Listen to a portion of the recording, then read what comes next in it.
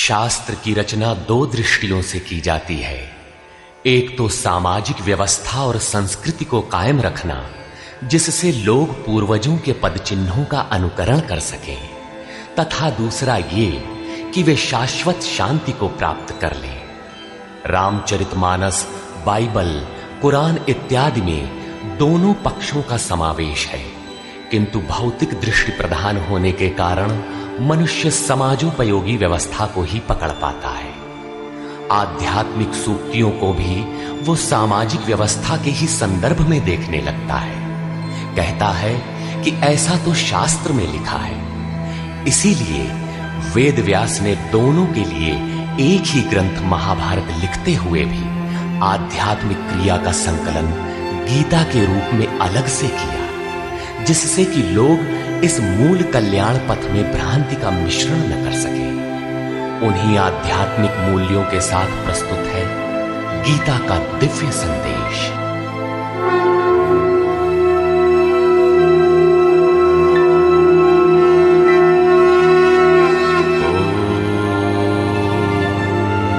श्री परमात्मने नमः। यथार्थ गीता, श्रीमद् भगवद गीता, अथ तृतीयो अध्यायः। अध्याय 2 में भगवान श्री कृष्ण ने बताया कि यह बुद्धि तेरे लिए ज्ञान मार्ग के विषय में कही गई। कौन सी बुद्धि? यही कि युद्ध कर, जीतोगे तो महामहिम की स्थिति प्राप्त कर लोगे और हारोगे तो देवत्व है। जीत में सर्वस्व है और हार में भी देवत्व है, कुछ मिलता ही है। अतः इस दृष्टि से लाभ और हानि दोनों में कुछ न कुछ मिलता है, किंचित भी क्षति नहीं है। फिर कहा, अब इसी को तू निष्काम कर्मयोग के विषय में सुन। जिस बुद्धि से युक्त होकर तू कर्मों के बंधन से अच्छी प्रकार छूट जाएगा। फिर उसकी विशेषताओं पर प्रकाश डाला। कर्म करते समय आवश्यक सावधानियों पर बल दिया कि फल की वासना वाला ना हो, कामनाओं से रहित होकर कर्म में प्रवृत्त हो और कर्म करने में तेरी अश्रद्धा भी ना हो, जिससे तू कर्म बंधन से मुक्त हो जाएगा। मुक्त तो होगा, किंतु रास्ते में अपनी स्थिति नहीं दिखाई पड़ी। अतः अर्जुन को निष्काम कर्मयोग की अपेक्षा ज्ञान मार्ग सरल और प्राप्ति वाला प्रतीत हुआ। उसने प्रश्न किया, जनार्दन, निष्काम कर्म की अपेक्षा ज्ञान मार्ग आपकी दृष्टि में श्रेष्ठ है, तो मुझे भयंकर कर्मों में क्यों लगाते हैं? प्रश्न स्वाभाविक था। मान ले, एक ही स्थान पर जाने के दो रास्ते हैं। यदि आपको वास्तव में जाना है तो आप अवश्य प्रश्न करेंगे कि इनमें सुगम कौन है। यदि नहीं करते तो आप पथिक नहीं। ठीक इसी प्रकार अर्जुन ने भी प्रश्न रखा। अर्जुन उवाच,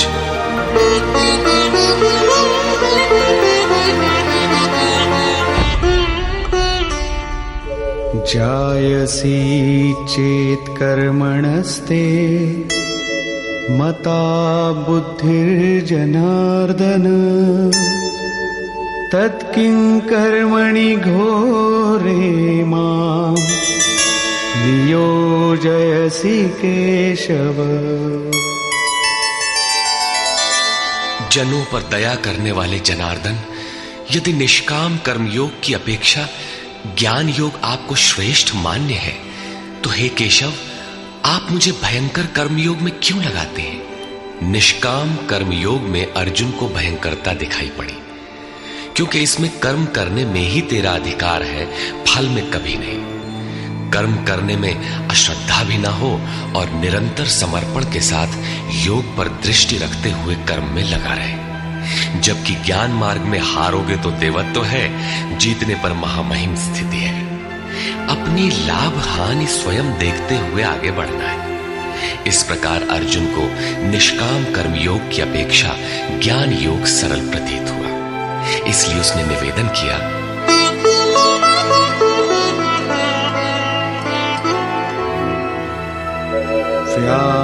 व्यामिश्रेणेव वाक्येन बुद्धिं मोहयसीव मे तदेकं वद पदनिश्चित्य येन श्रेयोऽहमाप्नुयाम्। आप इन मिले हुए से वचनों से मेरी बुद्धि मोहित सी करते हैं। आप तो मेरी बुद्धि का मोह दूर करने में प्रवृत्त हुए हैं। अतः इनमें से एक निश्चय करके कहिए जिससे मैं श्रेय परम कल्याण मोक्ष को प्राप्त हो जाऊं। इस पर श्री कृष्ण ने कहा, श्री भगवान उवाच,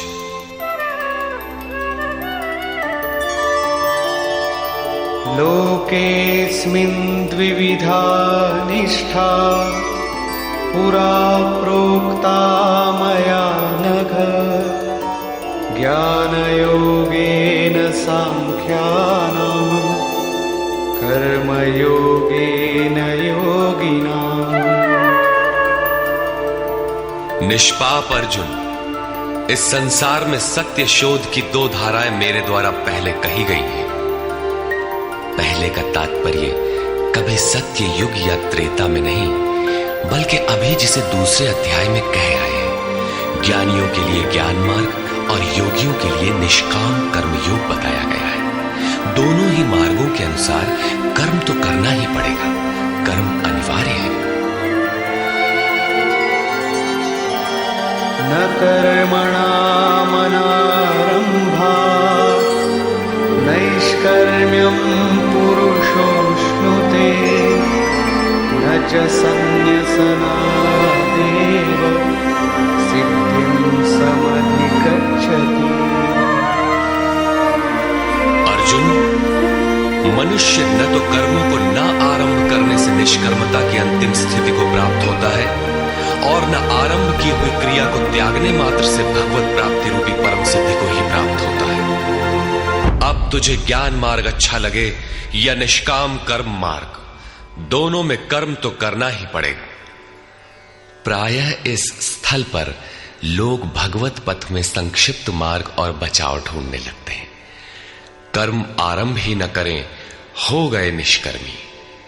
कहीं ऐसी भ्रांति न रह जाए, इसलिए श्री कृष्ण बल देते हैं कि कर्मों को न आरंभ करने से कोई निष्कर्म भाव को नहीं प्राप्त होता।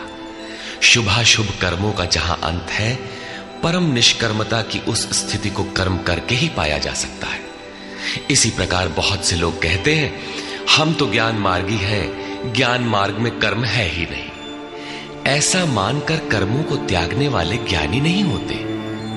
आरंभ की हुई क्रिया को त्यागने मात्र से कोई भगवत साक्षात्कार रूपी परम सिद्धि को प्राप्त नहीं होता है, क्योंकि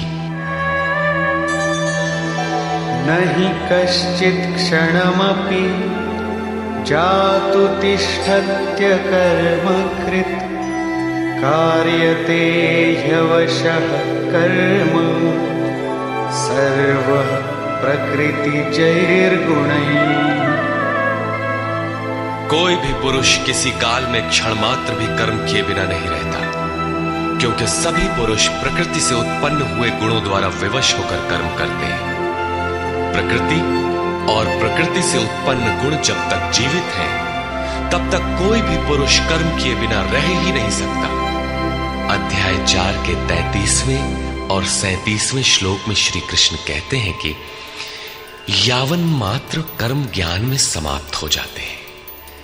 ज्ञान रूपी अग्नि संपूर्ण कर्मों को भस्म कर देता है।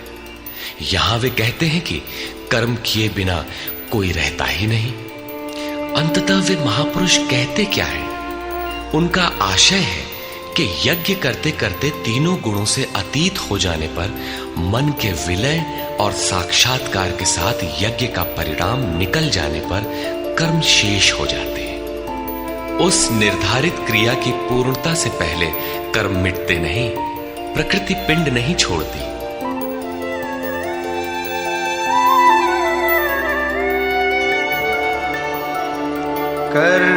कर्मेन्द्रियाणि संयम्य य आस्ते मनसा स्मरन् इन्द्रियार्थान् विमूढात्मा मिथ्याचार स उच्यते।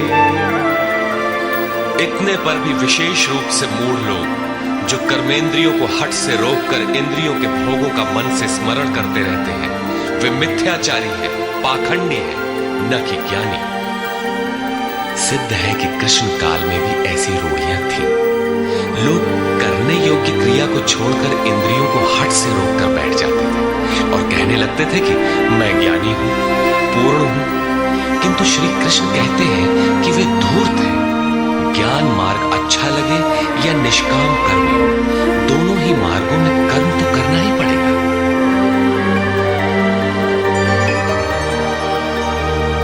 यस्त्विन्द्रियाणि मनसा नियम्यारभतेऽर्जुन कर्मेन्द्रियैः कर्मयोगम् असक्तः स विशिष्यते।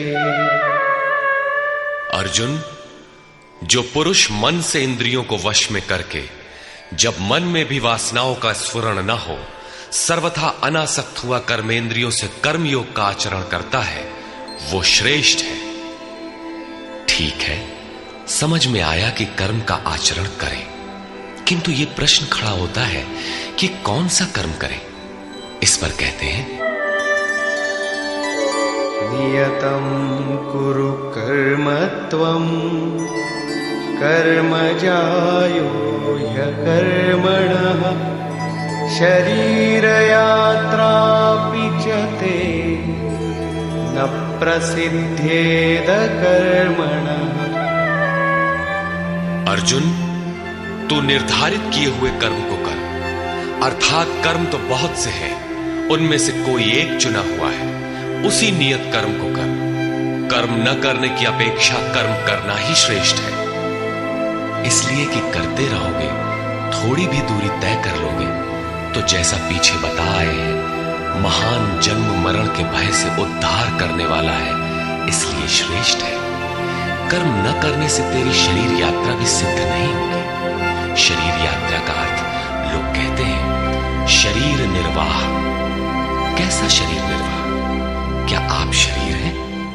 ये पुरुष जन्म जन्मांतर से, युग युगांतरों से शरीर की यात्रा ही तो करता चला आ रहा है। जैसे वस्त्र जीर्ण हुआ तो दूसरा तीसरा धारण किया, इसी प्रकार कीट पतंग से लेकर मानव तक, ब्रह्मा से लेकर यावन मात्र जगत परिवर्तनशील है। ऊपर नीचे योनियों में बराबर ये जीव शरीरों की ही तो यात्रा कर रहा है। कर्म कोई ऐसी वस्तु है जो इस यात्रा को सिद्ध कर देती है, पूर्ण कर देती है। मान ले एक भी जन्म लेना पड़ा तो यात्रा तो जारी है, अभी तो पथिक चल ही रहा है, वो दूसरे शरीरों की यात्रा कर रहा है। यात्रा पूर्ण तब होती है जब गंतव्य आ जाए। परमात्मा में स्थिति के अनंतर इस आत्मा को शरीरों की यात्रा नहीं करनी पड़ती, अर्थात शरीर त्याग और शरीर धारण वाला क्रम समाप्त हो जाता है। अतः कर्म कोई ऐसी वस्तु है कि इस पुरुष को पुनः शरीरों की यात्रा नहीं करनी पड़ती। मोक्ष से शुभात। अर्जुन, इस कर्म को करके तो संसार बंधन अशुभ से छूट जाएगा। कर्म कोई ऐसी वस्तु है जो संसार बंधन से मुक्ति दिलाती है। अब प्रश्न खड़ा होता है कि वो निर्धारित कर्म है क्या। इस पर कहते हैं,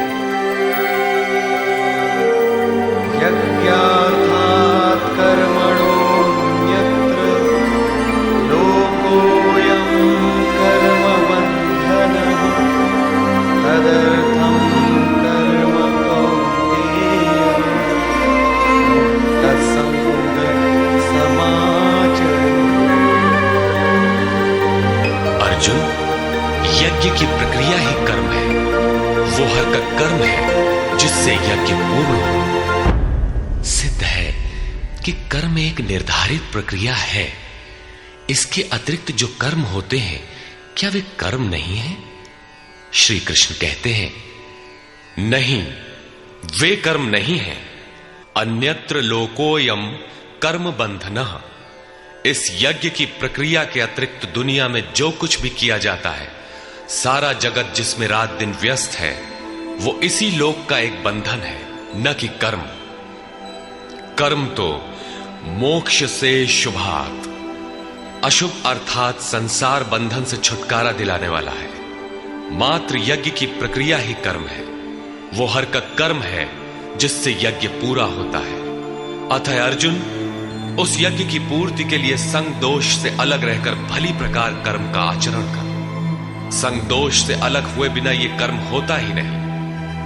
अब हम समझ गए कि यज्ञ की प्रक्रिया ही कर्म है, किंतु यहां पुनः एक नवीन प्रश्न उत्पन्न हो गया कि वो यज्ञ क्या है जिसे किया जाए। इसके लिए पहले यज्ञ को न बताकर श्री कृष्ण बताते हैं कि यज्ञ आया कहां से, ये देता क्या है। उसकी विशेषताओं पर प्रकाश डाला और चौथे अध्याय में जाकर स्पष्ट किया कि यज्ञ क्या है जिसे हम कार्य रूप दें और हमसे कर्म होने लगे। योगेश्वर श्री कृष्ण की शैली से स्पष्ट है कि जिस वस्तु का चित्रण करना है वे पहले उसकी विशेषताओं का चित्रण करते हैं, जिससे श्रद्धा जागृत हो। तत्पश्चात वे उसमें बरती जाने वाली सावधानियों पर प्रकाश डालते हैं और अंत में मुख्य सिद्धांत प्रतिपादित करते हैं। स्मरण रहे कि यहां पर श्री कृष्ण ने कर्म के दूसरे अंग पर प्रकाश डाला कि कर्म एक निर्धारित क्रिया है। जो कुछ किया जाता है वो कर्म नहीं है।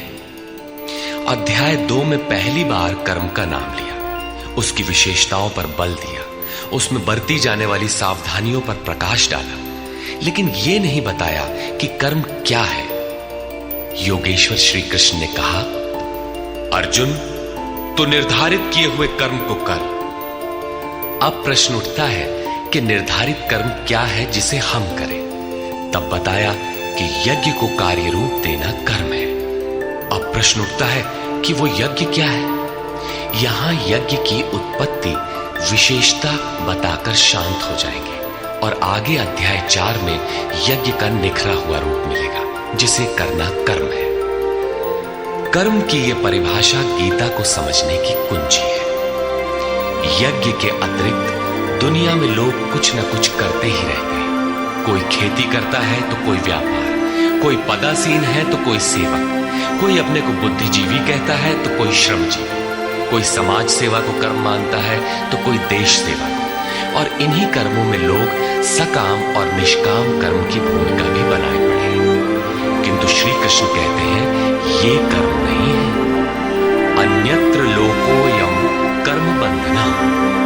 यज्ञ की प्रक्रिया के सिवाय जो कुछ भी किया जाता है वो इसी लोक का बंधनकारी कर्म है, न कि मोक्षद कर्म। वस्तुतः यज्ञ की प्रक्रिया ही कर्म है। अब यज्ञ न बताकर पहले ये बताते हैं कि यज्ञ आया कहां से।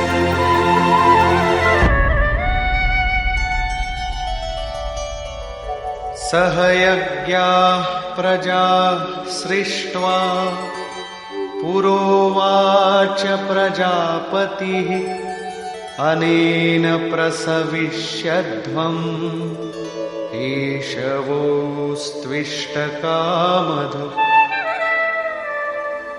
प्रजापति ब्रह्मा ने कल्प के आदि में यज्ञ सहित प्रजा को रचकर कहा कि इस यज्ञ द्वारा वृद्धि को प्राप्त हो।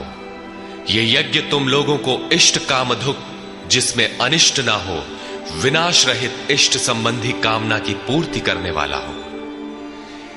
यज्ञ सहित प्रजा को किसने रचा? प्रजापति ब्रह्मा ने। ब्रह्मा कौन? क्या 4 मुख और 8 आंखों वाला देवता जैसा कि प्रचलित है? नहीं। श्री कृष्ण के अनुसार देवता नाम की कोई अलग सत्ता है ही नहीं। फिर प्रजापति कौन है? वस्तुतः जिसने प्रजा के मूल उद्गम परमात्मा में प्रवेश पा लिया है, वो महापुरुष प्रजापति है। बुद्धि ही ब्रह्मा है। अहंकार शिव बुद्धि अज, मन शशि चित्त महान। उस समय बुद्धि यंत्र मात्र होती है। उस महापुरुष की वाणी में परमात्मा ही बोलता है। भजन की वास्तविक क्रिया प्रारंभ हो जाने पर बुद्धि का उत्तरोत्तर उत्थान होता है। प्रारंभ में वो बुद्धि ब्रह्म विद्या से संयुक्त होने के कारण ब्रह्मविद कही जाती है। क्रमशः विकारों का शमन होने पर, ब्रह्म विद्या में श्रेष्ठ होने पर यह ब्रह्म विद्वर कही जाती है। उत्थान और सूक्ष्म हो जाने पर बुद्धि की अवस्था विकसित हो जाती है। वो ब्रह्म विद्वरीयान कहलाती है। उस अवस्था में ब्रह्म विद्वेत्ता पुरुष दूसरों को भी उत्थान मार्ग पर लाने का अधिकार प्राप्त कर लेता है। बुद्धि की पराकाष्ठा है ब्रह्म विद्वरिष्ट, अर्थात ब्रह्मविद की वो अवस्था जिसमें इष्ट प्रवाहित है। ऐसी स्थिति वाले महापुरुष प्रजा के मूल उद्गम परमात्मा में प्रविष्ट और स्थित रहते हैं। ऐसे महापुरुषों की बुद्धि मात्र यंत्र है, वे ही प्रजापति कहलाते हैं। वे प्रकृति के द्वंद्व का विश्लेषण कर आराधना क्रिया की रचना करते हैं। यज्ञ के अनुरूप संस्कारों का देना ही प्रजा की रचना है।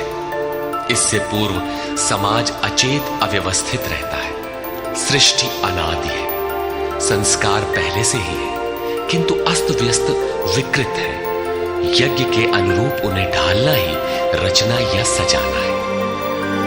ऐसे महापुरुष ने कल्प के आदि में यज्ञ सहित प्रजा की रचना की। कल्प निरोग बनाता है, वैद्य कल्प देते हैं, कोई कायाकल्प करता है। ये क्षणिक शरीरों का कल्प है। वास्तविक कल्प तो तब है जब भवरोग से मुक्ति मिल जाए। आराधना का प्रारंभ इस कल्प की शुरुआत है। आराधना पूर्ण हुई तो आपका कल्प पूरा हो गया। इस प्रकार परमात्मा स्वरूपस्थ महापुरुषों ने भजन के प्रारंभ में यज्ञ सहित संस्कारों को सुसंगठित कर कहा कि इस यज्ञ से तुम वृद्धि को प्राप्त हो। कैसी वृद्धि? क्या मकान कच्चे से पक्का बन जाएगा? आय अधिक होने लगेगी? नहीं, यज्ञ इष्ट कामधु, इष्ट संबंधी कामना की पूर्ति करेगा। इष्ट है परमात्मा, उस परमात्मा संबंधी कामना की पूर्ति वाला है। प्रश्न स्वाभाविक है कि यज्ञ सीधे उस परमात्मा की प्राप्ति करा देगा अथवा क्रम क्रम से चलकर।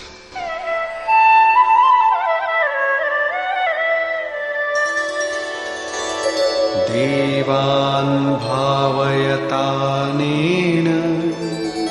ते देवा भावयन्तु वः परस्परं भावयन्तः श्रेयः परमवाप्स्यथ। इस यज्ञ द्वारा देवताओं की उन्नति करो, अर्थात दैवी संपत्ति की वृद्धि करो। वे देवता लोग तुम लोगों की उन्नति करेंगे। इस प्रकार आपस में वृद्धि करते हुए परम श्रेय, जिसके बाद कुछ भी पाना शेष न रहे, ऐसे परम कल्याण को प्राप्त हो जाओ। ज्यों ज्यों हम यज्ञ में प्रवेश करेंगे, आगे यज्ञ का अर्थ होगा आराधना की विधि। त्यों त्यों हृदय देश में दैवी संपत्ति अर्जित होती चली जाएगी। परम देव एकमात्र परमात्मा है। उस परम देव में प्रवेश दिला देने वाली जो संपद है, अंतःकरण की जो सजातीय प्रवृत्ति है, उसी को दैवी संपद कहते हैं। वो परम देव को संभव करती है, इसलिए दैवी संपद कही जाती है, न कि बाहरी देवता जैसा लोग कल्पना कर लेते हैं। योगेश्वर श्री कृष्ण के शब्दों में उनका कोई अस्तित्व नहीं है। आगे कहते हैं,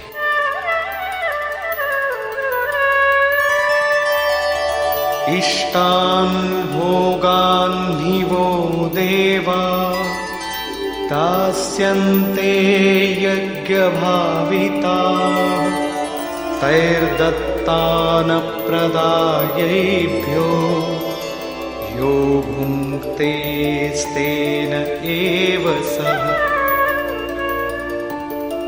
यज्ञ द्वारा संवर्धित देवता दैवी संपत्ति आपको इष्टान भोगान ही दास्यन्ते, इष्ट अर्थात आराध्य संबंधी भोगों को देंगे, अन्य कुछ नहीं। तैहि दत्तान, वे ही एकमात्र देने वाले हैं। इष्ट को पाने का अन्य कोई विकल्प नहीं है। इन दैवी गुणों को बिना बढ़ाए जो इस स्थिति का भोग करता है, वो निश्चय ही चोर है। जब उनसे पाया ही नहीं तो भोगेगा क्या? किंतु कहता अवश्य है कि हम तो तत्वदर्शी हैं। वो निश्चय ही चोर है, न कि प्राप्ति वाला। किंतु पाने वाले क्या पाते हैं? यज्ञशिष्टाशिनः सन्तो मुच्यन्ते सर्वकिल्बिषैः भुञ्जते ते त्वघं पापा ये पचन्त्यात्मकारणम्।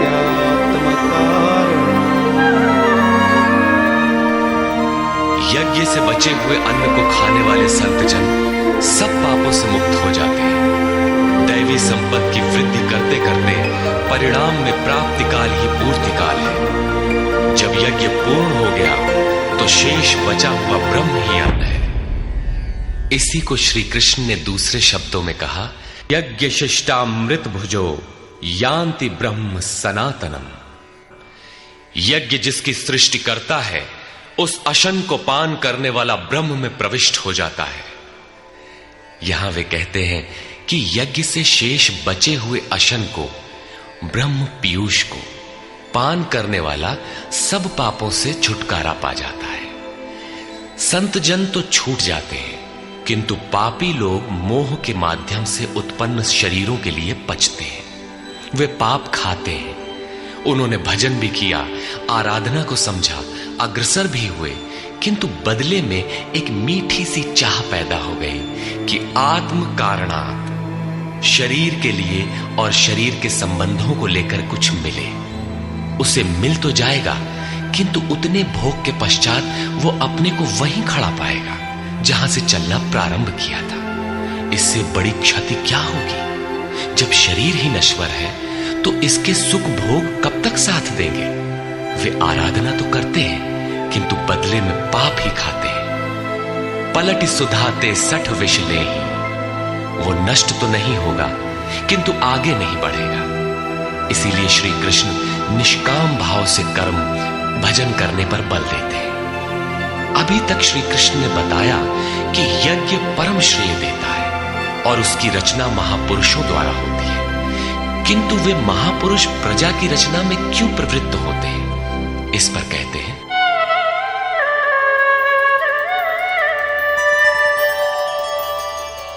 अन्नाद् भवन्ति भूतानि पर्जन्यादन्न संभवः यज्ञाद् भवति पर्जन्यो यज्ञः कर्म समुद्भवः। कर्म ब्रह्मोद्भवं विद्धि ब्रह्माक्षर समुद्भवम् तस्मात् सर्वगतं ब्रह्म नित्यं यज्ञे प्रतिष्ठितम्। संपूर्ण प्राणी अन्न से उत्पन्न होते हैं। अन्नम ब्रह्म व्यजानात्, अन्न परमात्मा ही है। उस ब्रह्म पीयूष को ही उद्देश्य बनाकर प्राणी यज्ञ की ओर अग्रसर होता है। अन्न की उत्पत्ति वृष्टि से होती है, बादलों से होने वाली वर्षा नहीं, अपितु कृपा वृष्टि। पूर्व संचित यज्ञ कर्म ही कृपा के रूप में बरस पड़ता है। आज की आराधना कल कृपा के रूप में मिलेगी, इसीलिए वृष्टि यज्ञ से होती है। स्वाहा बोलने और तिल जौ जलाने से ही वृष्टि होती तो विश्व की अधिकांश मरुभूमि ऊसर क्यों रहती, उर्वर बन जाती। यहां कृपा वृष्टि यज्ञ की देन है। ये यज्ञ कर्मों से ही उत्पन्न होने वाला है। कर्म से यज्ञ पूर्ण होता है। उस कर्म को वेद से उत्पन्न हुआ जान। वेद ब्रह्म स्थित महापुरुष की वाणी है। जो तत्व विदित नहीं है उसकी प्रत्यक्ष अनुभूति का नाम वेद है, न कि कुछ श्लोक संग्रह। वेद अविनाशी परमात्मा से उत्पन्न हुआ जान। कहा तो महात्माओं ने, किंतु वे परमात्मा के साथ तद्रूप हो चुके हैं। उनके माध्यम से अविनाशी परमात्मा ही बोलता है, इसलिए वेद अपौरुषेय कहे जाते हैं। महापुरुष वेद कहां से पा गए? तो वेद अविनाशी परमात्मा से उत्पन्न हुआ। वे महापुरुष उससे तद्रूप हैं। वे मात्र यंत्र हैं, इसलिए उनके द्वारा वही बोलता है, क्योंकि यज्ञ के द्वारा ही मन के निरोध काल में वो विदित होता है। इससे सर्वव्यापी परम अक्षर परमात्मा सर्वदा यज्ञ में ही प्रतिष्ठित है। यज्ञ ही उसे पाने का एकमात्र उपाय है। इसी पर बल देते हैं, एवं प्रवर्तितं चक्रं नानुवर्तयति हयः अघायुरिन्द्रियारामो मोघं पार्थ सजीवति। हे पार्थ, जो पुरुष इसी लोक में मनुष्य शरीर प्राप्त कर इस प्रकार चलाए हुए साधन चक्र के अनुसार नहीं बरतता, अर्थात दैवी संपत्ति का उत्कर्ष, देवताओं की वृद्धि और परस्पर वृद्धि के द्वारा अक्षय धाम को प्राप्त करना, इस क्रम के अनुसार जो नहीं बरतता, इंद्रियों का आराम चाहने वाला वो पापायु पुरुष व्यर्थ ही जीता है। बंधुओं, योगेश्वर श्री कृष्ण ने अध्याय 2 में कर्म का नाम लिया और इस अध्याय में बताया कि नियत कर्म का आचरण कर। यज्ञ की प्रक्रिया ही कर्म है। इसके सिवाय जो कुछ किया जाता है वो इसी लोक का बंधन है। इसीलिए संग दोष से अलग रहकर उस यज्ञ की पूर्ति के लिए कर्म का आचरण कर। उन्होंने यज्ञ की विशेषताओं पर प्रकाश डाला और बताया कि यज्ञ की उत्पत्ति ब्रह्मा से है। प्रजा अन्न को उद्देश्य बनाकर उस यज्ञ में प्रवृत्त होती है। यज्ञ कर्म से और कर्म अपौरुषेय वेद से उत्पन्न होते हैं, जबकि वेद मंत्रों के दृष्टा महापुरुष ही थे। उनका पुरुष तिरोहित हो चुका था। प्राप्ति के साथ अविनाशी परमात्मा ही शेष बचा था। इसलिए वेद परमात्मा से उत्पन्न है। सर्वव्यापी परमात्मा यज्ञ में सर्वदा प्रतिष्ठित है। इस साधन चक्र के अनुसार जो नहीं बरतता, वो पापायु पुरुष इंद्रियों का सुख चाहने वाला है, व्यर्थ ही जीता है। अर्थात यज्ञ ऐसी विधि विशेष है जिसमें इंद्रियों का आराम नहीं है, अपितु अक्षय सुख है। इंद्रियों के संयम के साथ इसमें लगने का विधान है। इंद्रियों का आराम चाहने वाले पापायु हैं। अभी तक श्री कृष्ण ने नहीं बताया है कि यज्ञ है क्या, परंतु क्या यज्ञ करते ही रहेंगे या इसका कभी अंत भी होगा? इस पर योगेश्वर कहते हैं, यस्त्वात्मरतिरेव स्यात् आत्मतृप्तश्च मानवः आत्मन्येव च सन्तुष्टः तस्य कार्यं न विद्यते। परंतु जो मनुष्य आत्मा में ही रत, आत्मतृप्त और आत्मा में ही संतुष्ट है, उसके लिए कोई कर्तव्य नहीं रह जाता। यही तो लक्ष्य था। जब अव्यक्त सनातन अविनाशी आत्म तत्व प्राप्त हो गया तो आगे ढूंढे किसे? ऐसे पुरुष के लिए न कर्म की आवश्यकता है न किसी आराधना की। आत्मा और परमात्मा एक दूसरे के पर्याय हैं। इसी का पुनः चित्रण करते हैं। नैव तस्य कृतेनार्थो न कृतेनेह कश्चन न चास्य सर्वभूतेषु कश्चिदर्थव्यपाश्रयः।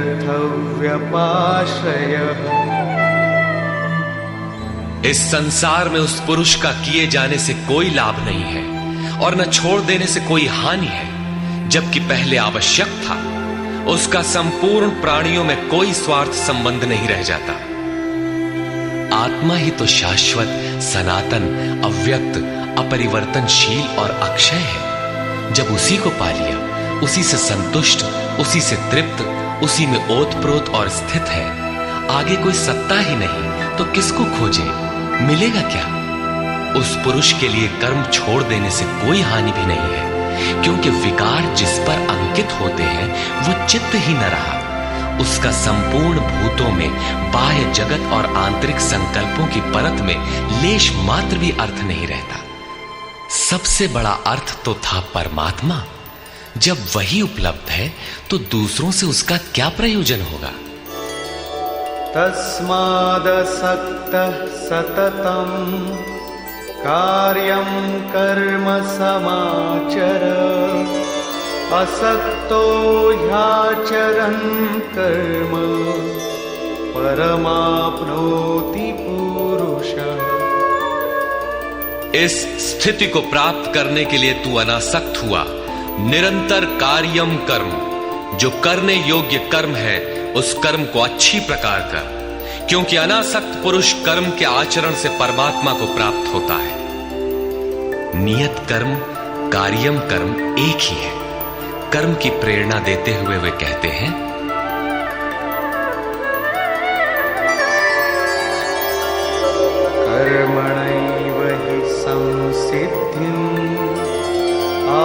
स्थिता जनकादयः लोकसंग्रहमेवापि सम्पश्यन् कर्तुमर्हसि। जनक माने राजा जनक नहीं, जनक जन्मदाता को कहते हैं। योग ही जनक है, आपके स्वरूप को जन्म देता है, प्रकट करता है। योग से संयुक्त प्रत्येक महापुरुष जनक है। ऐसे योग से युक्त बहुत से ऋषियों, जनकादयः, जनक इत्यादि ज्ञानी जन महापुरुष भी कर्मणा एव संसिद्धिं, कर्मों के द्वारा ही परम सिद्धि को प्राप्त हुए। परम सिद्धि माने परम तत्व परमात्मा की प्राप्ति। जनक इत्यादि जितने भी पूर्व में होने वाले महर्षि हुए हैं, इस कार्यम कर्म के द्वारा जो यज्ञ की प्रक्रिया है, इस कर्म को करके ही संसिद्धिम, परम सिद्धि को प्राप्त हुए। किंतु प्राप्ति के पश्चात वे भी लोक संग्रह को देखकर कर्म करते हैं, लोकहित को चाहते हुए कर्म करते हैं। अतः तू भी प्राप्ति के पश्चात लोकनायक बनने के लिए कार्य करने के ही योग्य है। क्यों? यद्यदाचरति श्रेष्ठः तत्तदेवेतरो जनः स यत्प्रमाणं कुरुते लोकस्तदनुवर्तते। श्रेष्ठ पुरुष जो जो आचरण करता है, अन्य पुरुष भी उसके अनुसार ही करते हैं। वो महापुरुष जो कुछ प्रमाण कर देता है, संसार उसका अनुसरण करता है। पहले श्री कृष्ण ने स्वरूप में स्थित आत्मतृप्त महापुरुष की रहनी पर प्रकाश डाला कि उसके लिए कर्म किए जाने से न कोई लाभ और न छोड़ने से कोई हानि। फिर भी जनकादि कर्म में भली प्रकार बरतते थे। वहां उन महापुरुषों से श्री कृष्ण धीरे से अपनी तुलना कर देते हैं कि मैं भी एक महापुरुष हूं।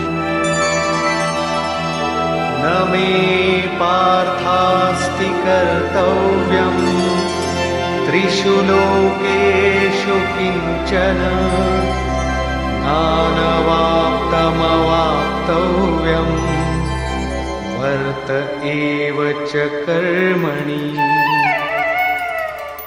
हे पार्थ, मुझे तीनों लोकों में कोई कर्तव्य नहीं है। पीछे कह आए हैं कि उस महापुरुष का समस्त भूतों में कोई कर्तव्य नहीं है। यहां कहते हैं तीनों लोकों में मुझे कुछ भी कर्तव्य शेष नहीं है, तथा किंचन मात्र प्राप्त होने योग्य वस्तु अप्राप्त नहीं है। तब भी मैं कर्म में भली प्रकार बरतता हूं। क्यों? यदि हम न वर्तेयम् जातु कर्मण्यतन्द्रितः मम वर्त्मानुवर्तन्ते मनुष्याः पार्थ सर्वशः। क्योंकि यदि मैं सावधान होकर कदाचित कर्म में न बरतूं तो मनुष्य मेरे बर्ताव के अनुसार बरतने लग जाएंगे। तो क्या आपका अनुकरण भी बुरा है? श्री कृष्ण कहते हैं हां। उत्सीदेयुरिमे लोका न कुर्यां कर्म चेदहम् संकरस्य च कर्ता स्याम् उपहन्यामि माः प्रजाः। यदि मैं सावधान होकर कर्म न करूं तो ये सब लोग भ्रष्ट हो जाएं और मैं संकरस्य, वर्ण संकर का करने वाला हूं तथा इन सारी प्रजा का हनन करने वाला, मारने वाला बनूं। स्वरूप में स्थित महापुरुष सतर्क रहकर यदि आराधना क्रम में न लगे रहे तो समाज उनकी नकल करके भ्रष्ट हो जाएगा। महापुरुष ने तो आराधना पूर्ण करके परम नैष्कर्म्य की स्थिति को पाया है। वे न करें तो उनके लिए कोई हानि नहीं है, किंतु समाज ने तो अभी आराधना आरंभ ही नहीं की। पीछे वालों के मार्गदर्शन के लिए ही महापुरुष कर्म करते हैं। मैं भी करता हूं। अर्थात श्री कृष्ण एक महापुरुष थे, न कि बैकुंठ से आए हुए कोई विशेष भगवान। उन्होंने कहा कि महापुरुष लोक संग्रह के लिए कर्म करता है, मैं भी करता हूं, यदि न करूं तो लोगों का पतन हो जाए, सभी कर्म छोड़ बैठेंगे। मन बड़ा चंचल है, ये सब कुछ चाहता है, केवल भजन नहीं चाहता। यदि स्वरूपस्थ महापुरुष कर्म न करें तो देखा देखी पीछे वाले भी तुरंत कर्म छोड़ देंगे। उन्हें बहाना मिल जाए कि ये भजन नहीं करते, पान खाते हैं, इत्र लगाते हैं, सामान्य बातें करते हैं, फिर भी महापुरुष कहलाते हैं। ऐसा सोचकर वे भी आराधना से हट जाते हैं, पतित हो जाते हैं। श्री कृष्ण कहते हैं कि यदि मैं कर्म न करूं तो सब भ्रष्ट हो जाए और मैं वर्ण संकर का कर्ता बनूं। स्त्रियों के दूषित होने से वर्ण संकर तो देखा सुना जाता है। अर्जुन भी इसी के भय से विकल था कि स्त्रियां दूषित होंगी तो वर्ण संकर पैदा होंगे। किंतु श्री कृष्ण कहते हैं यदि मैं सावधान होकर आराधना में लगा न रहूं तो वर्ण संकर का कर्ता हूं। वस्तुतः आत्मा का शुद्ध वर्ण है परमात्मा। अपने शाश्वत स्वरूप के पथ से भटक जाना वर्ण संकरता है। यदि स्वरूपस्थ महापुरुष क्रिया में नहीं बरतता तो लोग उनके अनुकरण में क्रिया रहित हो जाएंगे, आत्म पथ से भटक जाएंगे, वर्ण संकर हो जाएंगे, वे प्रकृति में खो जाएंगे। स्त्रियों का सतीत्व एवं नस्ल की शुद्धता एक सामाजिक व्यवस्था है, अधिकारों का प्रश्न है, समाज के लिए उसकी उपयोगिता भी है। किंतु माता पिता की भूलों का संतान की साधना पर कोई प्रभाव नहीं पड़ता। आपन करनी पार उतरनी। हनुमान, व्यास, वशिष्ठ, नारद, शुकदेव, कबीर, ईसा इत्यादि अच्छे महापुरुष हुए, जबकि सामाजिक कुलीनता से इनका संपर्क नहीं है। आत्मा अपने पूर्व जन्म के गुण धर्म लेकर आता है। श्री कृष्ण कहते हैं मनः षष्ठानीन्द्रियाणि प्रकृतिस्थानी कर्षति। मन सहित इंद्रियों से जो कार्य इस जन्म में होता है उनके संस्कार लेकर जीवात्मा पुराने शरीर को त्याग कर नवीन शरीर में प्रवेश कर जाता है। इसमें जन्मदाताओं का क्या लगा, उनके विकास में कोई अंतर नहीं आया। अतः स्त्रियों के दूषित होने से वर्ण संकर नहीं होता। स्त्रियों के दूषित होने और वर्ण संकर से कोई संबंध नहीं है। शुद्ध स्वरूप की ओर अग्रसर न होकर प्रकृति में बिखर जाना ही वर्ण संकर है। यदि महापुरुष सावधान होकर क्रिया, नियत कर्म में बरतते हुए लोगों से क्रिया न कराए तो वो उस सारी प्रजा का हनन करने वाला, मारने वाला बने। साधना क्रम में चलकर उस मूल अविनाशी की प्राप्ति ही जीवन है और प्रकृति में बिखरे रहना, भटक जाना मृत्यु है। किंतु वो महापुरुष इस सारी प्रजा को यदि क्रिया पथ पर नहीं चलाता, उस सारी प्रजा को बिखराव से रोककर सतपथ पर नहीं चलाता, तो वो सारी प्रजा का हनन करने वाला हत्यारा है, हिंसक है। और क्रमशः चलते हुए जो चला लेता है वो शुद्ध अहिंसा है। गीता के अनुसार शरीर का निधन, नश्वर कलेवरों का निधन मात्र परिवर्तन है, हिंसा नहीं। सक्ता कर्मण्य विद्वांसो यथा कुर्वन्ति भारत कुर्याद् विद्वांस्तथा सक्तः चिकीर्षुर्लोक संग्रहम्। हे भारत, कर्म में आसक्त हुए अज्ञानी जन जैसे कर्म करते हैं, वैसे ही अनासक्त हुआ विद्वान पूर्ण ज्ञाता भी लोक हृदय में प्रेरणा और कल्याण संग्रह चाहता हुआ कर्म करे।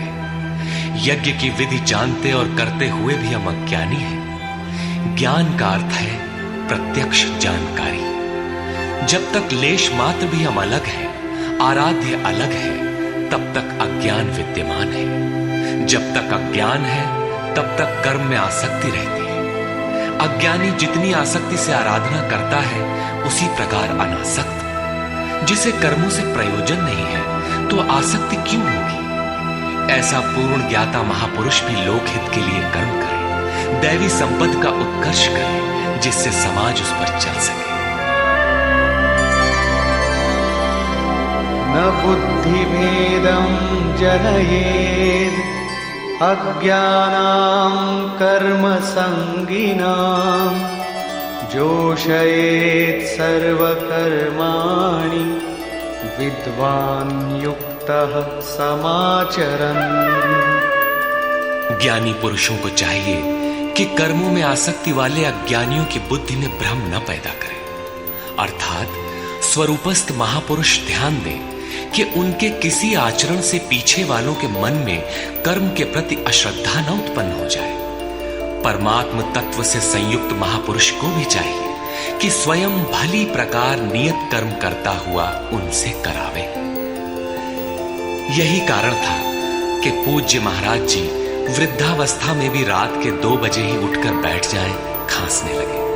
3 बजे बोलने लगे, उठो मिट्टी के पुतलो।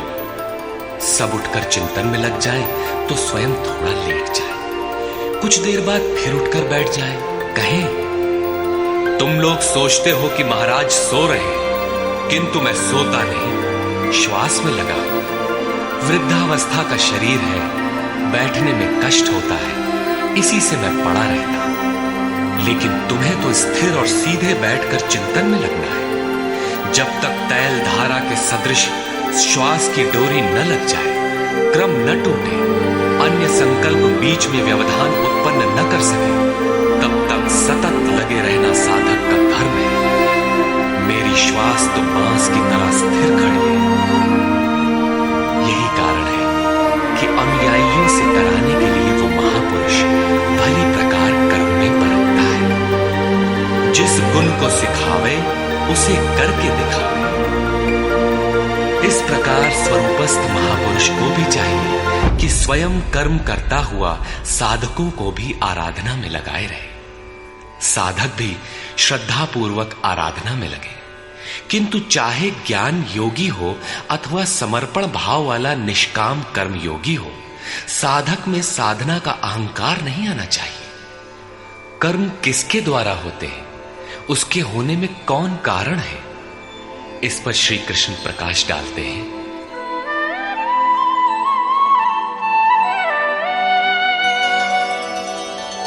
प्रकृते क्रियमाणानि गुणैः कर्माणि सर्वशः अहंकार विमूढ़ात्मा कर्ताहमिति मन्यते। आरंभ से पूर्ति पर्यंत संपूर्ण कर्म प्रकृति के गुणों द्वारा किए जाते हैं। फिर भी अहंकार से विशेष मूढ़ पुरुष मैं करता हूं ऐसा मान लेता है। ये कैसे माना जाए कि आराधना प्रकृति के गुणों द्वारा होती है? ऐसा किसने देखा?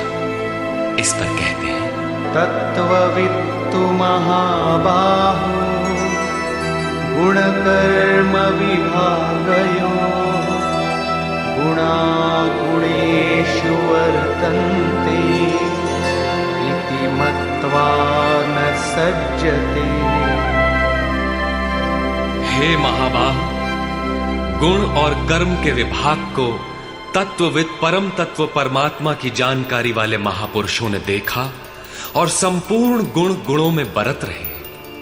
ऐसा मानकर वे गुण और कर्मों के कर्तापन में आसक्त नहीं होते।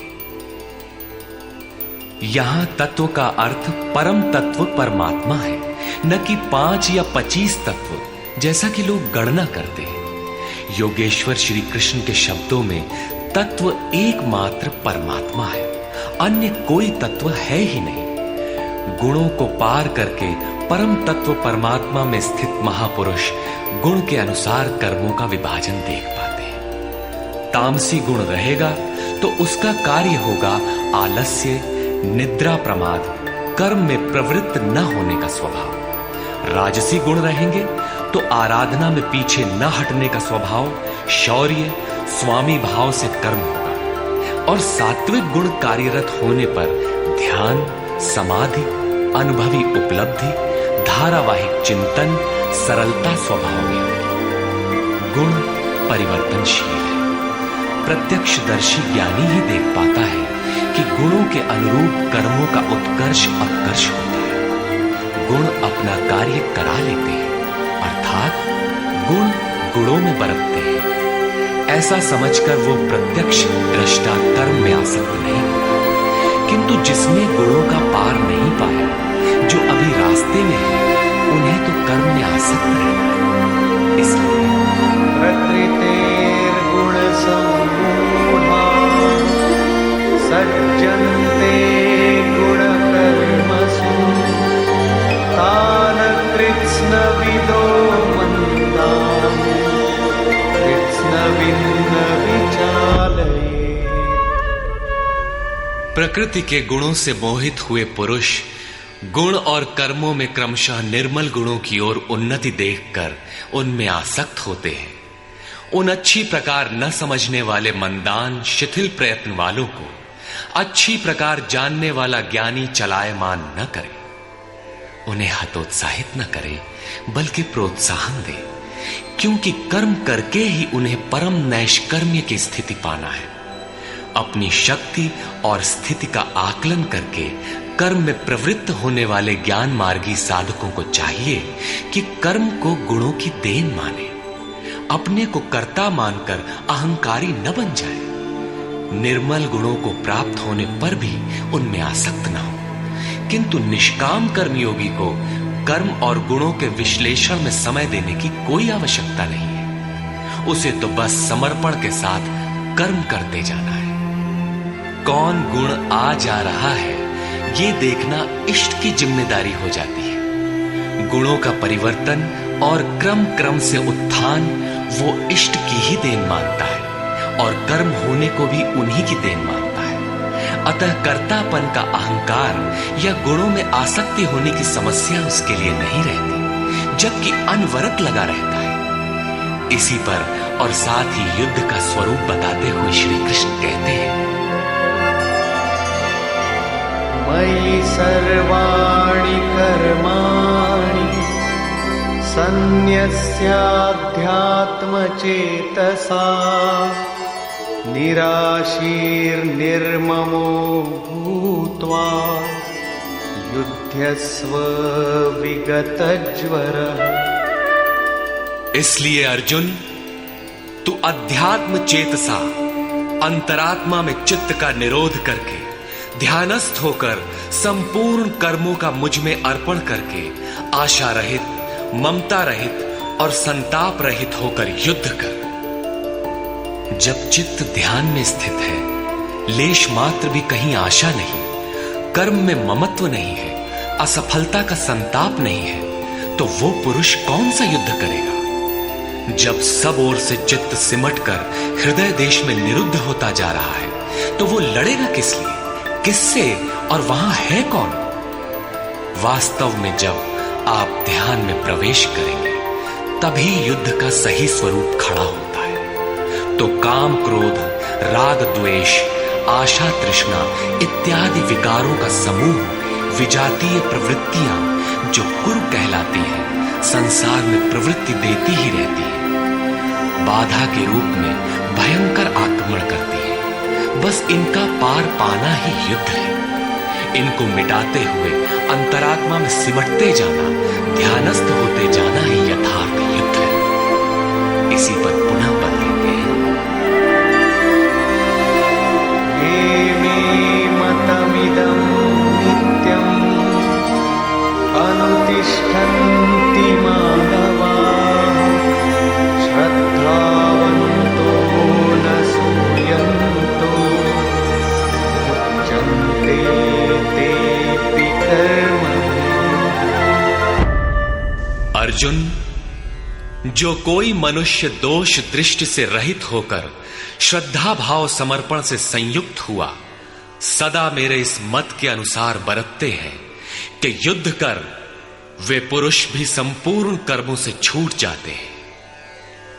योगेश्वर का यह आश्वासन किसी हिंदू, मुसलमान या ईसाई के लिए नहीं, अपितु मानव मात्र के लिए है। उनका मत है कि युद्ध कर। इससे ऐसा प्रतीत होता है कि ये उपदेश युद्ध वालों के लिए था। अर्जुन के समक्ष तो सौभाग्य से विश्व युद्ध की संरचना थी। आपके सामने तो कोई युद्ध नहीं है। आप गीता के पीछे क्यों पड़े? क्योंकि कर्मों से छूटने का उपाय तो युद्ध करने वालों के लिए है, किंतु ऐसा कुछ नहीं है। वस्तुतः ये अंतर्देश की लड़ाई है। क्षेत्र और क्षेत्रज्ञ का, विद्या और अविद्या का, धर्म क्षेत्र और कुरुक्षेत्र का संघर्ष है। आप ज्यों-ज्यों ध्यान में चित्त का निरोध करेंगे, विजातीय प्रवृत्ति बाधा के रूप में प्रत्यक्ष होती है, भयंकर आक्रमण करती है। उसका शमन करते हुए चित्त का निरोध करते जाना ही युद्ध है। जो दोष दृष्टि से रहित होकर श्रद्धा के साथ इस युद्ध में लगता है, वो कर्मों के बंधन से, आवागमन से भली प्रकार छुटकारा पा जाता है। जो इस युद्ध में प्रवृत्त नहीं होता, उसकी क्या गति होती है? इस पर कहते हैं, ये त्वेतदभ्यसूयन्तो नानुतिष्ठन्ति मे मतम् सर्वज्ञानविमूढांस्तान् विद्धि नष्टान् चेतसः। जो दोष दृष्टि वाले अचेतस, मोह निशा में अचेत लोग मेरे इस मत के अनुसार नहीं बरतते, अर्थात ध्यानस्थ होकर आशा, ममता, संताप रहित होकर समर्पण के साथ युद्ध नहीं करते। सर्वज्ञान विमूढ़ान, ज्ञान पथ में सर्वथा मोहित उन लोगों को तू कल्याण से भ्रष्ट हुआ ही जान। जब यही सही है तो लोग करते क्यों नहीं? इस पर कहते हैं, सदृशं चेष्टते स्वस्याः प्रकृतेर्ज्ञानवानपि प्रकृतिं यान्ति भूतानि निग्रह किं करिष्यति। सभी प्राणी अपनी प्रकृति को प्राप्त होते हैं, अपने स्वभाव से परवश होकर कर्म में भाग लेते हैं। प्रत्यक्षदर्शी ज्ञानी भी अपनी प्रकृति के अनुसार चेष्टा करता है। प्राणी अपने कर्मों में बरतते हैं और ज्ञानी अपने स्वरूप में। जैसा जिसकी प्रकृति का दबाव है, वैसा ही कार्य करता है। ये स्वयं सिद्ध है, इसमें निराकरण कोई क्या करेगा? यही कारण है कि सभी लोग मेरे मत के अनुसार कर्म में प्रवृत्त नहीं हो पाते। वे आशा, ममता, संताप का, दूसरे शब्दों में राग द्वेष का त्याग नहीं कर पाते, जिससे कर्म का सम्यक आचरण नहीं हो पाता। इसी को और स्पष्ट करते हैं और दूसरा कारण बताते हैं, इन्द्रियस्येन्द्रियस्यार्थे रागद्वेषौ व्यवस्थितौ तयोर्न वशमागच्छेत् तौ ह्यस्य परिपन्थिनौ।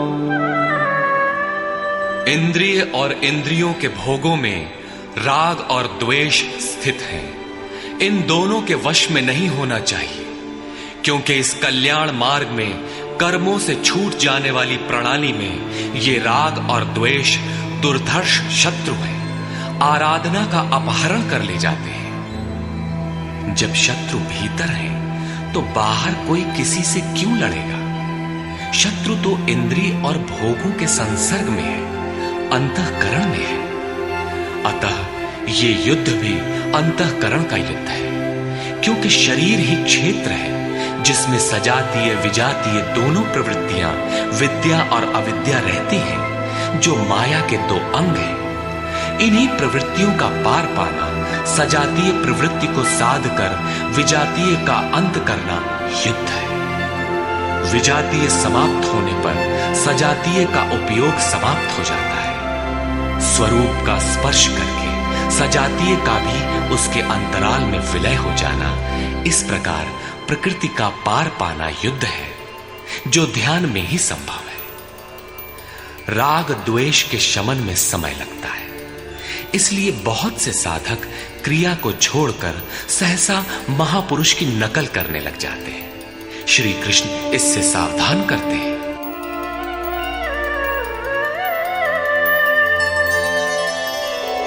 श्रेयान् स्वधर्मो विगुणः परधर्मात् स्वनुष्ठिता स्वधर्मे निधनं श्रेयः परधर्मो भयावह। अच्छी प्रकार आचरण किए हुए दूसरे के धर्म से गुण रहित भी अपना धर्म अधिक उत्तम है। स्वभाव से उत्पन्न कर्म में प्रवृत्त होने की क्षमता स्वधर्म है, अतः स्वधर्माचरण में मरना भी परम कल्याणकारक है। अपनी क्षमता के अनुसार कर्म में प्रवृत्त होने से साधक एक न एक दिन पार पा जाता है। जहां से साधन छूटेगा, शरीर मिलने पर वहीं से पुनः प्रारंभ होगा। आत्मा तो मरता नहीं। शरीर अर्थात वस्त्र बदलने से आपके बुद्धि विचार बदल तो नहीं जाते। आगे वालों की तरह स्वांग बनाने से साधक भय को प्राप्त होगा। भय प्रकृति में होता है, परमात्मा में नहीं। प्रकृति का आवरण और घना हो देगा। स्वधर्म क्या है? अध्याय 2 में श्री कृष्ण ने स्वधर्म का नाम लिया था कि स्वधर्म को भी देखकर तू युद्ध करने योग्य है। क्षत्रिय के लिए इससे बढ़कर कल्याणकारी मार्ग नहीं है। स्वधर्म में अर्जुन क्षत्रिय पाया जाता है। संकेत किया कि अर्जुन, जो ब्राह्मण है, वेदों का उपदेश उनके लिए क्षुद्र जलाशय के तुल्य है। तू वेदों से ऊपर उठ और ब्राह्मण बन, अर्थात स्वधर्म में परिवर्तन संभव है। वहां पुनः कहा कि राग द्वेष के वश में न हो, इन्हें काट, स्वधर्म श्रेयस्कर है। इनका यह आशय नहीं है कि अर्जुन किसी ब्राह्मण की नकल करके उस जैसी वेशभूषा बना ले। एक ही कर्म पथ को महापुरुष ने 4 श्रेणियों में बांट दिया: निकृष्ट, मध्यम, उत्तम, अति उत्तम। इन श्रेणी के साधकों को क्रमशः शूद्र, वैश्य, क्षत्रिय और ब्राह्मण की संज्ञा दी। शूद्र वाली क्षमता से कर्म का आरंभ होता है और साधना क्रम में वही साधक ब्राह्मण बन सकता है। इससे भी आगे जब वो परमात्मा में प्रवेश पा जाता है तो न ब्राह्मणो न क्षत्रियः न वैश्यो न शूद्रः चिदानंद रूपः शिवः केवलो। वो वर्णों से ऊपर हो जाता है। यही श्री कृष्ण भी कहते हैं कि चातुर्वर्ण्यम मया सृष्टम। 4 वर्णों की रचना मैंने की। तो क्या जन्म के आधार पर मनुष्यों को बांटा? नहीं, गुण कर्म विभागशः गुणों के आधार पर कर्म बांटा गया। कौन सा कर्म? क्या सांसारिक कर्म? श्री कृष्ण कहते हैं नहीं, नियत कर्म। नियत कर्म क्या है? वो है यज्ञ की प्रक्रिया, जिसमें होता है श्वास में प्रश्वास का हवन, प्रश्वास का श्वास में हवन, इंद्रिय संयम इत्यादि, जिसका शुद्ध अर्थ है योग साधना, आराधना।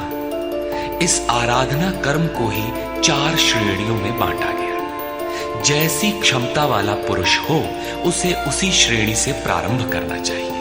यही सबका अपना अपना स्वधर्म है। यदि वो आगे वालों की नकल करेगा तो भय को प्राप्त होगा। सर्वथा नष्ट तो नहीं होगा, क्योंकि इसमें बीज का नाश तो नहीं होता। हां, वो प्रकृति के दबाव से भयाक्रांत, दीनहीन अवश्य हो जाएगा। शिशु कक्षा का विद्यार्थी स्नातक कक्षा में बैठने लगे तो स्नातक क्या बनेगा? वो प्रारंभिक वर्णमाला से भी वंचित रह जाएगा। अर्जुन प्रश्न रखता है कि मनुष्य स्वधर्म का आचरण क्यों नहीं कर पाता? अर्जुन उवाच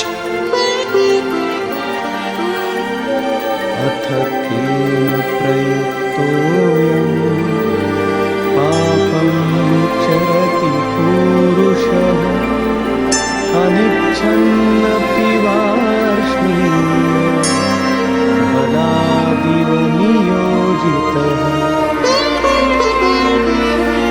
हे कृष्ण, फिर ये पुरुष बरबस घसीट कर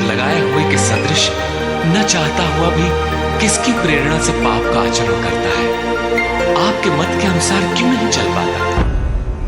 इस पर योगेश्वर श्री कृष्ण कहते हैं, श्री भगवान उवाच। काम एष क्रोध एष रजो गुण समुद्भवः महाशनो महापाप्मा विद्येनमिह वैरिणम्। अर्जुन, रजोगुण से उत्पन्न ये काम और ये क्रोध अग्नि के समान भोग भोगने से कभी न तृप्त होने वाले बड़े पापी हैं। काम क्रोध राग द्वेष के ही पूरक हैं। अभी मैंने जिसकी चर्चा की थी, इस विषय में तू इनको ही शत्रु जान। अब इनका प्रभाव बताते हैं।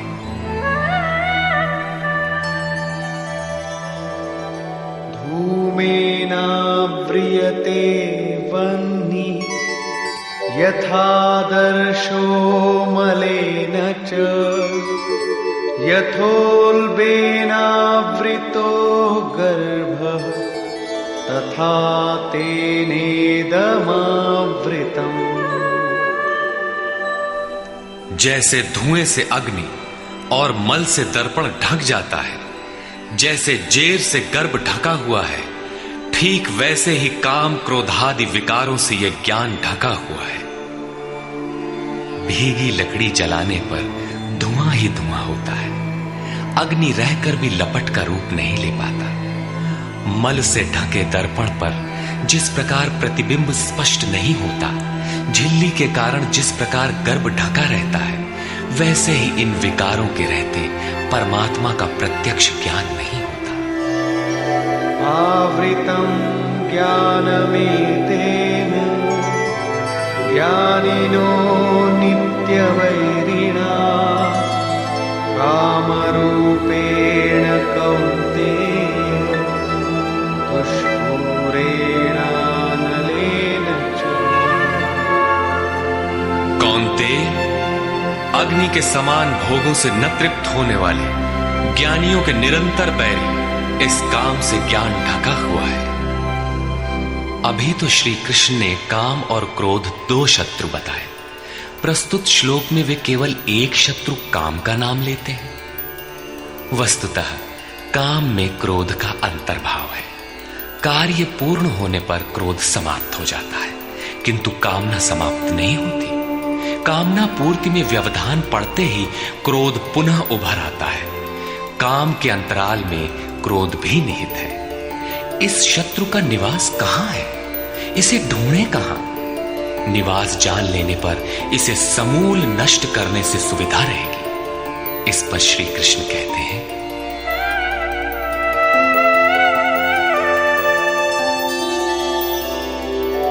इंद्रियाणि मनो बुद्धि अस्याधिष्ठानमुच्यते एतैर्विमोहयत्येष ज्ञानमावृत्य देहिनम्।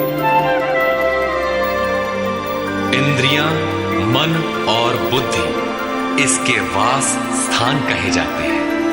ये काम इन मन बुद्धि और इंद्रियों के द्वारा ही ज्ञान को आच्छादित करके जीवात्मा को मोह में डालता है।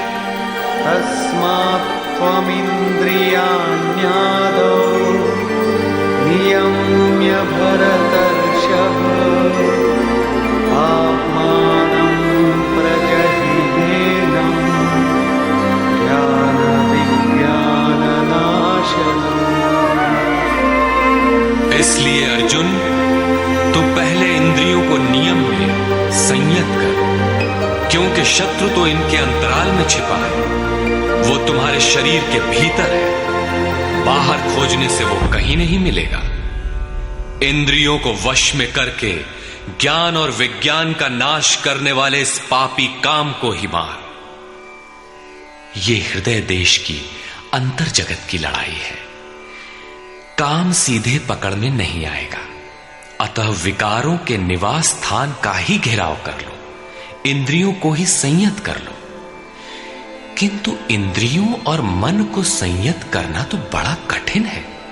क्या ये हम कर पाएंगे? इस पर योगेश्वर श्री कृष्ण आपकी सामर्थ्य बताते हुए प्रोत्साहित करते हैं।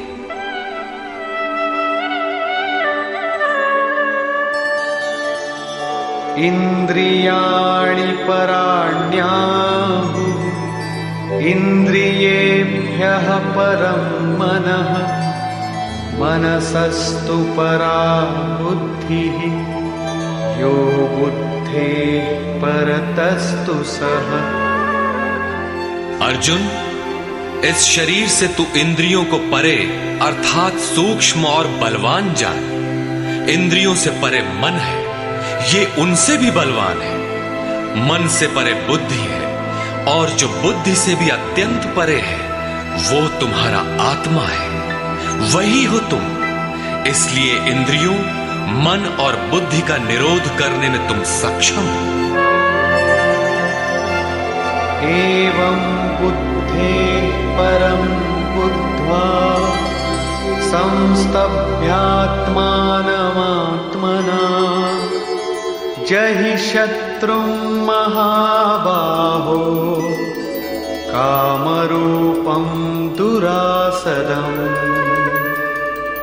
इस प्रकार बुद्धि से परे अर्थात सूक्ष्म और बलवान अपने आत्मा को जानकर, आत्म बल को समझकर, बुद्धि के द्वारा अपने मन को वश में करके अर्जुन, इस काम रूपी दुर्जय शत्रु को मार।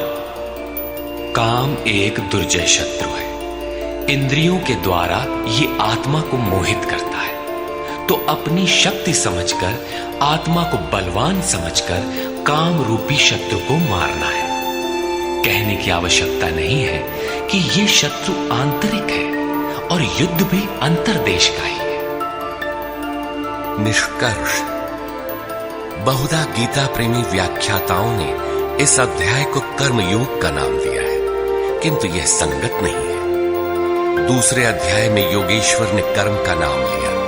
उन्होंने कर्म के महत्व का प्रतिपादन कर उसमें कर्म जिज्ञासा जागृत की, और इस अध्याय में उन्होंने कर्म को परिभाषित किया कि यज्ञ की प्रक्रिया ही कर्म है। सिद्ध है कि यज्ञ कोई निर्धारित दिशा है। इसके अतिरिक्त जो कुछ भी किया जाता है वह इसी लोक का बंधन है। श्री कृष्ण जिसे कहेंगे वह कर्म मोक्ष से अशुभा, संसार बंधन से छुटकारा दिलाने वाला कर्म। श्री कृष्ण ने यज्ञ की उत्पत्ति बताई, वह देता क्या है, उसकी विशेषताओं का चित्रण किया, यज्ञ करने पर बल दिया। उन्होंने कहा, इस यज्ञ की प्रक्रिया ही कर्म है। जो नहीं करते वे पापायु, आराम चाहने वाले व्यर्थ जीते हैं। पूर्व में होने वाले महर्षियों ने भी इसे करके ही परम नैष्कर्म्य सिद्धि को पाया। वे आत्मतृप्त हैं, उनके लिए कर्म की आवश्यकता नहीं है। फिर भी पीछे वालों के मार्गदर्शन के लिए वे भी कर्म में भली प्रकार लगे रहते थे। उन महापुरुषों से श्री कृष्ण ने अपनी तुलना की कि मेरा भी अब कर्म करने से कोई प्रयोजन नहीं है, किंतु मैं भी पीछे वालों के हित के लिए ही कर्म में बरतता हूं। श्री कृष्ण ने स्पष्ट अपना परिचय दिया कि वे एक योगी थे। उन्होंने कर्म में प्रवृत्त साधकों को चलायमान न करने को कहा, क्योंकि कर्म करके ही उन साधकों को स्थिति प्राप्त करनी है। यदि नहीं करेंगे तो नष्ट हो जाएंगे। इस कर्म के लिए ध्यानस्थ होकर युद्ध करना है। आंखें बंद हैं, इंद्रियों से सिमटकर चित्त का निरोध हो चला तो युद्ध कैसा? उस समय काम, क्रोध, राग, द्वेष बाधक होते हैं। इन विजातीय प्रवृत्तियों का पार पाना ही युद्ध है। आसुरी संपद कुरुक्षेत्र विजातीय प्रवृत्ति को शनैः शनैः छांटते हुए ध्यानस्थ होते जाना ही युद्ध है। वस्तुतः ध्यान में ही युद्ध है। यही इस अध्याय का सारांश है, जिसमें न कर्म बताया न यज्ञ। यदि यज्ञ समझ में आ जाए तो कर्म समझ में आए। अभी तो कर्म समझाया ही नहीं गया। इस अध्याय में केवल स्थित प्रज्ञ महापुरुष के प्रशिक्षणात्मक पहलू पर बल दिया गया। यह तो गुरुजनों के लिए निर्देश है। वे न भी करें तो उन्हें कोई क्षति नहीं, और न ऐसा करने में उनका अपना कोई लाभ ही है। किंतु जिन साधकों को परम गति अभीष्ट है, उनके लिए विशेष कुछ कहा ही नहीं। तो यह कर्मयोग कैसे है?